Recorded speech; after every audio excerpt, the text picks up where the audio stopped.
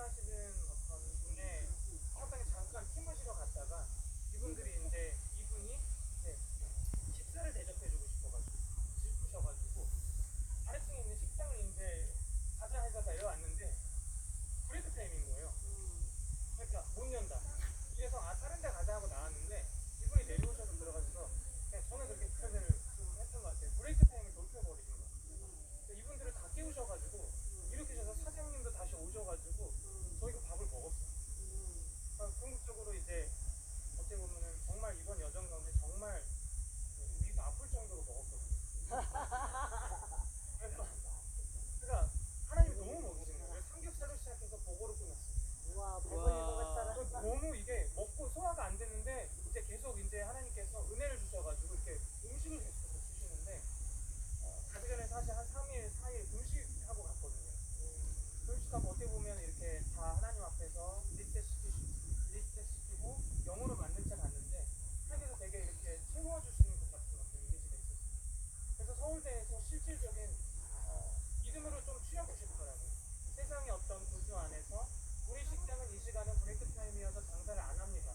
이것 자체를 뚫고 결국은 먹을 수 있도록 하나님께서 여러 가지 의미가 개인적으로 서울대 캠퍼스 안에 일어나는 하나님께서 이루시고자 하시는 일 중에 작은 어떤 사인을 저는 개인적으로 좀 이뤄졌던 것 같아요. 그래서 하나님이 이 땅 가운데 이 캠퍼스 가운데 그런 일들이 일어나게 해주십시오라는 마음을 가지고 저희 교회를 갔다가 이제 대전으로 가게 됩니다.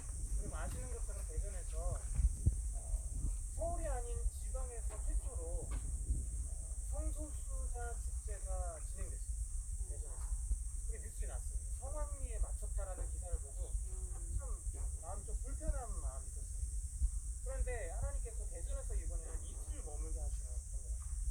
그러면서 저에게는 세 번의 어떤 확증과 같은 어떤 이미지가 있었는데 실제 대전에 가서 계획지 않았지만 저희가 묵게 되는 그 교회에서 수요 예배를 부탁해 주셔서 예배한 수 있는 시간, 그리고 정기적으로 좀 예배를 와달라는 부탁, 그리고 이제 카이스트에 가서 예배할 때도 실질적인 어떻게 보면 영적인 저항과 무거움은 굉장히 있었지만 하나님께서 이 카이스트 가운데 다시금 3개월밖에 안 지났는데 개인적으로 너무 많이 지침이 느껴지는 거예요. 3개월이라는 시간 동안에 너무 많은 일들이 일어났다. 끝나고 나서 잠깐 이 얘기를 해주셨습니다. 3개월 전에 분명히 하나님께서 너무나 큰 위로를 주셔서 다시 이렇게 딱 시작하고 일어났는데 이게 바빠지고 삶의 무게가 있다 보니까 다시금 돌아가서 이렇게 어떻게 보면은 힘이 빠져 계신 상태셨다라는 것을 얘기를 해요. 그러면서 개인적으로는 이런 예배가 이분들의 예배가 예배하는 내내 학생인 한 분은 계속해서 우시는 거예요. 그래서 이걸 보면서 이런 예배가 계속해서 진행되면 너무 이렇게 캠퍼스 안에 위로가 되고 힘이 되지 않을까라는 마음이 있었는데 아니나 다를까 대전에 있는 교회에서 그 초청을 했죠. 한 달에 한 번이라도 좀 와줄 수 있겠느냐. 교회 초청이었지만 교회와 카이스트가 한 10분 내외 거리기 때문에 하나님께서 어떤 이끄심이 있지 않을까라는 개인적으로 좀 감동이 있었어요. 실제 그 땅에서 그렇게 예배할 뿐만 아니라 한 교회의 이름을 보면서 하나님께서 그런 예언들을 선포하게끔 하셨던 것 같아요. 저희가 대전에서 머물렀던 날이 7월 17일이었어요. 재혼전.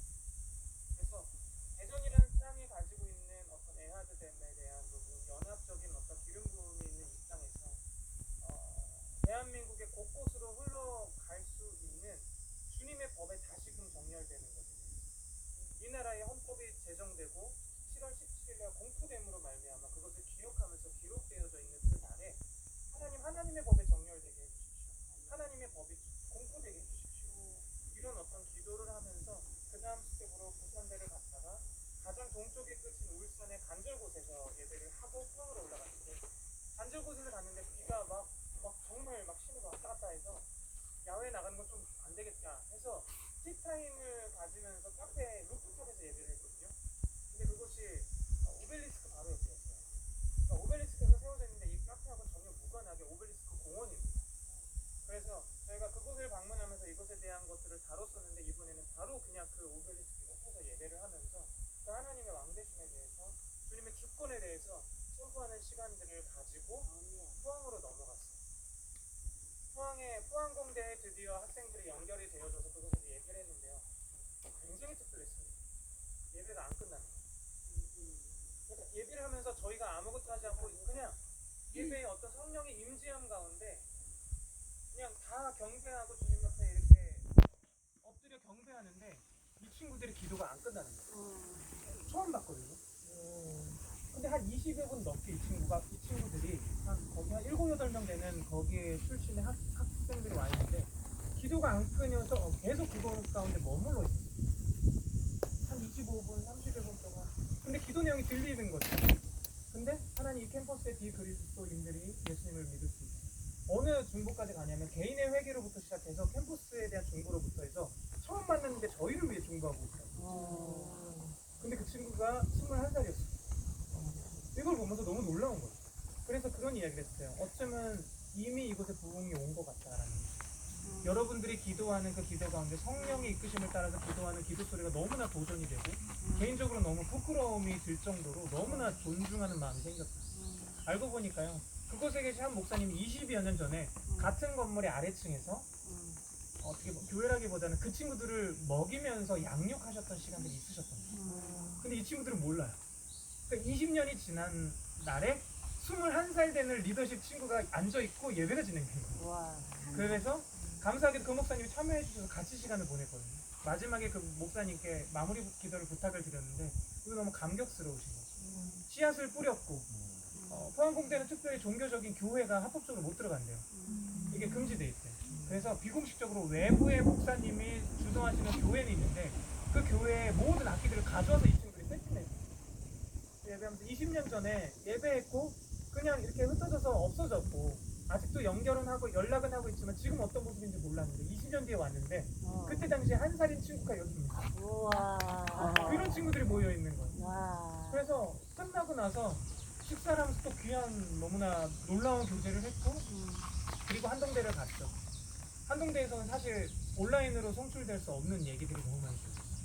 그래서 예배 시간 말고 한 3시간 정도를 애프터 시간을 가졌는데 교제하는 가운데 제가 그것을 너무나 방문하면서 느끼게 되는 것은 한국교회 축소판 한동대 이 얘기를 한동대 1기생부터 한동대를 거쳐 지나갔던 모든 분들 통해서 듣게 하셨거든요. 그래서 현장에서 물어봤었어요. 너네 한국교회 축소판을 한동대라고 얘기하는데 이런 얘기 들어봤니? 다 들어본 거예요. 근데 대체 출처가 어디니? 근데 다 모르는 거예요. 모르겠어요. 누군가 그렇게 얘기하더라고요. 근데 지난번 7월에 갔을 때 이것을 믿음으로 붙잡고 조금 기도하는 시간들이 있었어요. 그리고 이번에도 믿음으로 붙잡고 하나님 한국교회에 축소판이라고 이야기할 수 있는 이 한동대에서 대한민국 가운데 풀어질 수 있는 그런 영적인 어떻게 보면 어둠을 향해서 열 수밖에 없었던 그 문을 다시금 닫습니다. 그리고 하나님께서 여시고자 하시는 문들을 엽니다. 이런 기도를 했거든요. 근데 애프터 서비스 가운데 지금 한동대에서 일어난 일을 듣게 하시는데 이미 그 일을 하고 계십니다. 지금은 오픈할 수 없지만 한국교회 선교가 다시 일어날 조짐이 있습니다.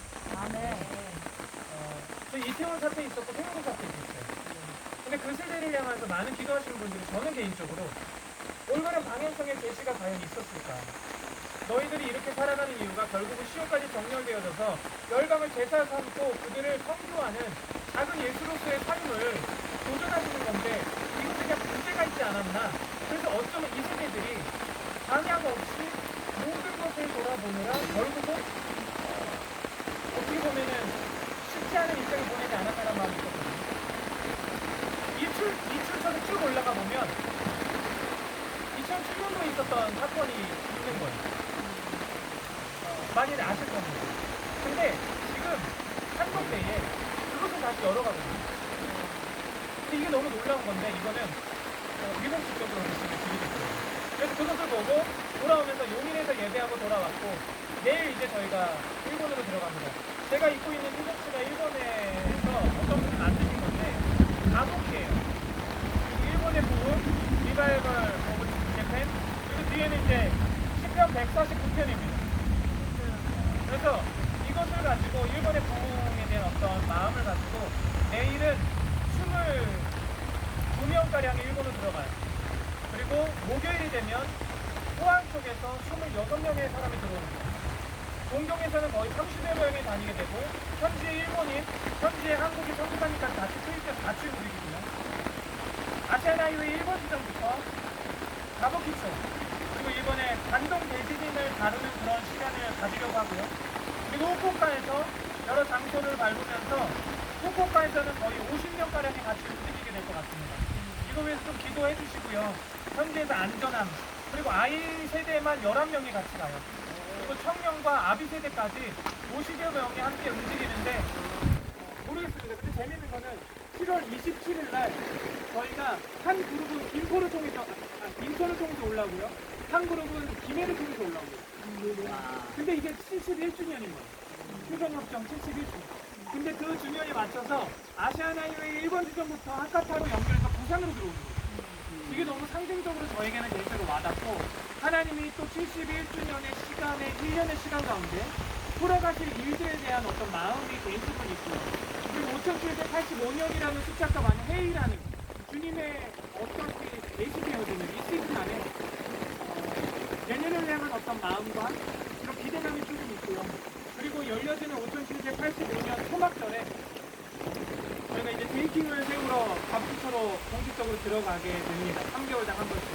이게 다 연결되는 지점이고 캠퍼스의 다음 세대까지 같이 연결되는 지점이어서 저에게는 특별하게 계속해서 하나님께서 허락하신 자리에서 나팔을 불고 또 하나님께서 하라는 일을 한 걸음씩 보는 역할을 감당하게 하시는 것 같아요.